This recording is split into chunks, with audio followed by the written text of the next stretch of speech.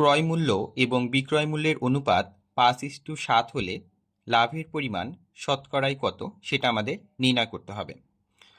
তো এই জাতীয় সমস্যা সমাধানের ক্ষেত্রে আমরা এই শর্টকাট ইউজ করব, তা হচ্ছে লাভ সমান লাভ ডিভাইডেড বাই ক্রয় মূল্য ইন্টু 100%।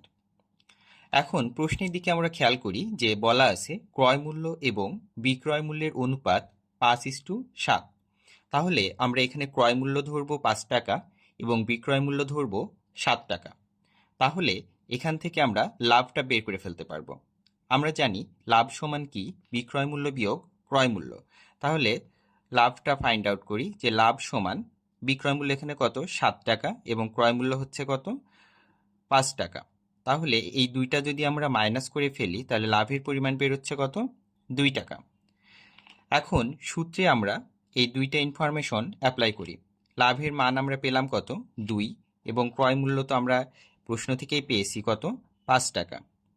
5 লিখে ফেলি গুণ 100%।